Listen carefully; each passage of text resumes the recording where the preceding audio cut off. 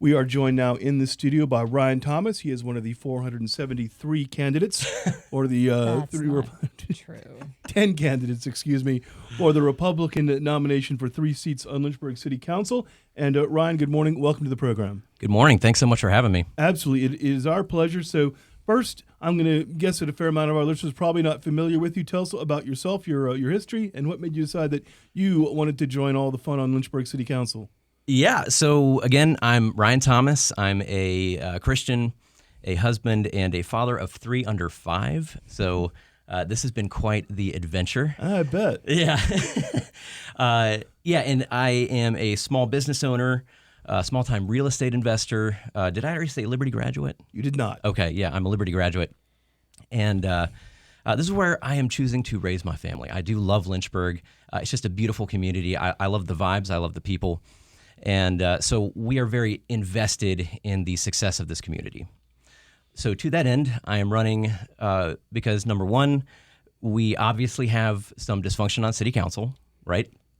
Yeah. I don't think anybody's really going to argue that point. Yeah, exactly. We can talk about that later if you want.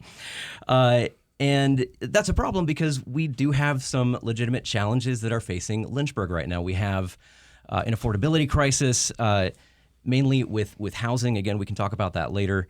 We have some issues in the education system, and I think local government has the tools to address those issues to at least some extent.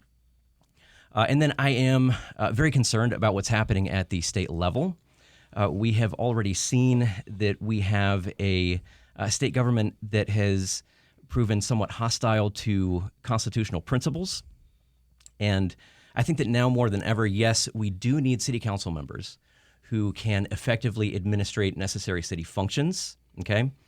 But I think at this point in our history, we need local authorities who are really just going to be champions of the rights of their constituents. So that's why I'm running. So let's talk about what happened last night. Lynchburg Republican City Committee met, and they had been intending to have ranked choice voting. They heard from the chairman of the state committee, Jeff Ryer, and so now they are going with just the top 3 vote getters, and it'll just be the one round. Do you think they would have been better off to try to do the ranked choice voting, or is the traditional first past the post method better as far as you're concerned? Yeah, so I am not what I would call a Republican insider. I think I've actually been an official member of the committee for maybe a couple months. Now, obviously, I've worked with a lot of these people in the past on grassroots efforts, getting certain policy passed at the city level. So I know all these people, but I haven't been an official member until maybe a couple months ago. So I'm not the best at talking inside baseball on the Republican Party. I just want to put that out there. That said, last night I saw it as I saw that decision, at least for me, as kind of 2 competing priorities. Okay, number one, do we just want to be consistent in what we committed to at the expense of electoral fairness? Or do we want to put a little bit more weight on electoral fairness? Because I will say, going into it, I didn't realize that most of the committee, we're talking Republican insiders, didn't even know how the ranked choice voting system worked that we were using because it is convoluted. Oh, yeah, we've been trying to figure it out ourselves. Yeah, exactly. And so if I'm thinking about the average voter coming in to the polls, most people are thinking, okay, there's 3 spots. I'm going to vote for my top 3 people, and all 3 of those votes are going to count. Well, under the old method, the one that we were using, really only your top vote counted until that person was eliminated, and then the second vote counted. And so it was very convoluted. People thought that they were voting for 3 people when in reality they were really only voting for 1. So quite frankly, I think that the plurality method is, all things considered, a better method. I think that it makes more sense to voters. I mean, it makes more sense to me. So in purely practical terms, I think it was the right play. I think it was unfortunate that it had to happen this close to the election because you've had a lot of candidates that have kind of adjusted their strategy, that have tuned their strategy, rather, to the old, the ranked choice voting system that we were using, and now that's out. Speaking with Ryan Thomas here on the Morning Line, he is one of the Republican candidates for the nomination for City Council. I want to bring up a couple of things that you mentioned back a little bit earlier. One, housing affordability. You said specifically local government can do something to improve that situation. Certainly Lynchburg, like everywhere, has seen rising home prices over the last few years. What would you have the City Council, the city, do to address that? Yeah, so it's a priority for me because I have kids. I want them to be able to afford a home. And on top of that, I see an entire generation right now. You've got Gen Z and below that have really been disenfranchised from a huge, what I consider to be kind of one of the pillars of the American dream, which is home ownership, okay? And I think that is like acid on the fabric of a society when you disenfranchise entire generations from home ownership. And it is unattainable for so many young people. And I know that because I'm on Zillow every day. I'm a small-time real estate investor. I've seen just extraordinary price increases. Nobody can afford to buy a home. So it's funny when people hear me say housing affordability. Some people have kind of thought I'm talking about government handouts or taxpayer-funded programs. I'm not talking about that. I'm talking about deregulation. I'm talking about lower taxes. I'm talking about cutting red tape so that developers can bring more innovative styles of home construction to the city. I'm talking about zoning reform so that we can have more houses in these different zoned areas, right? So again, I'm talking about increasing affordability through deregulation, opening up, for example, R1 through R3 to tiny homes by right. Okay, that's an innovative housing solution. And when you increase supply, you reduce price. It's law of supply and demand, right? So that's just one example. So again, when I say housing affordability, I'm just talking about deregulation and lower taxes. Part of that, something if you're elected, you'll be addressing in the budget next year, is the real estate tax. Mm-hmm. In Lynchburg, currently sits at 84 cents on the dollar. Would you want to try to lower that and find cost savings somewhere to lower costs for homeowners? I would. I would want to equalize that. I was a proponent of equalization back when that whole thing was happening. I spoke in support of equalization at quite a few city council meetings, and I was a little bit disappointed that we didn't get it. But it is what it is, and that's one of the reasons I'm running. Now, you also mentioned education, and this is not something you would take care of in this budget, but I want to see what your opinion is on it. City Council is going to appropriate an extra $2.1 million for Lynchburg City Schools. Schools want more than twice that. They want $4.5 million. Do you think that City Council ought to find a way to provide that extra money for schools?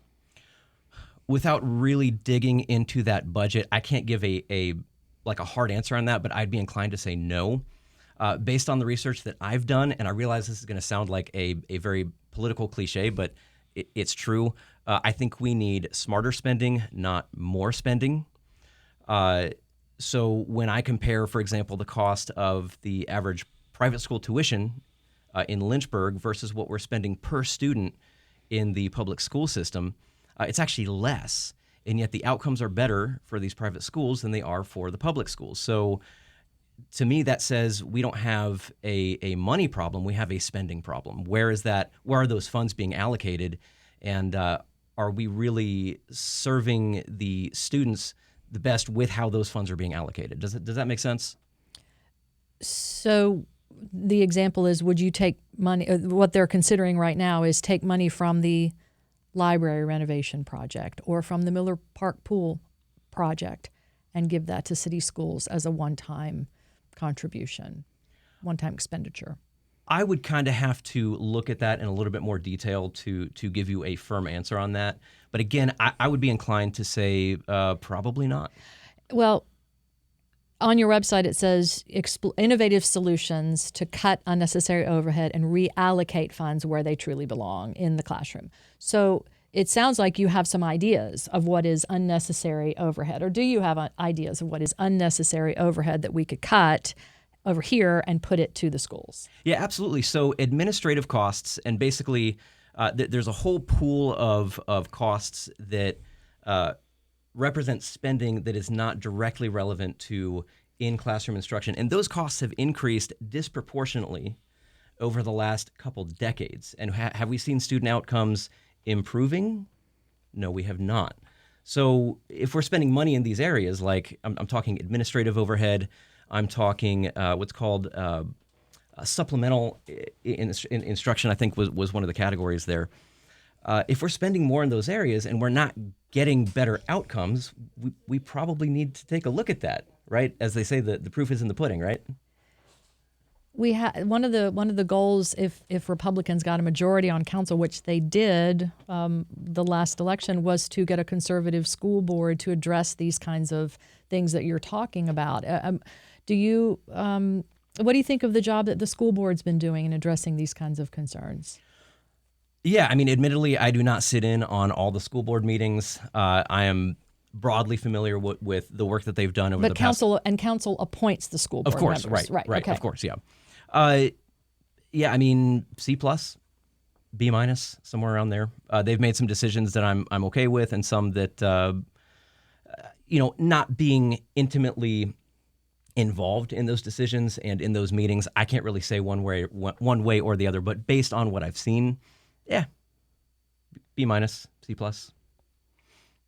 We have a question from a listener question here, excuse me. It wants to know, are you part of one of the local militias? I suppose I know there's one that was founded in Lynchburg a couple of years ago. Yeah. So you're a resident. Are you a member of the Lynchburg Militia? No, I am with the Campbell County Militia. Okay. Yeah. That's funny. This is going to be a spicy interview. First off, I would love to talk about this. I'd love to do like a whole segment on this, but for now, look, CCM was actually I think it was the first county militia that was officially recognized by the Board of Supervisors. Okay, so the way that I like to explain it to people, because it's kind of controversial, right? You've got that word in there. Oh yeah, militia. Yeah, right. Yeah, we're kind of a boogeyman to some on the left, but I just describe it as like Eagle Scouts plus. Like that's really all it is. I mean, they've got bylaws, we've got a legal structure, and at the end of the day, the whole goal is to just train people in skill sets that are going to make them an asset to their families, to their communities. And, we do a lot of work with the community. We do blood drives. The Red Cross is coming to us. The Blood Connection is coming to us. And we sent, 3 teams down to North Carolina after Hurricane Helene. And a lot of that training was put to good use because there was no infrastructure down there. We had to live out of tents. We had to use shortwave radios to communicate with the law enforcement and the military assets that we were working with to get generators up to people in the mountains whose roads had been washed out.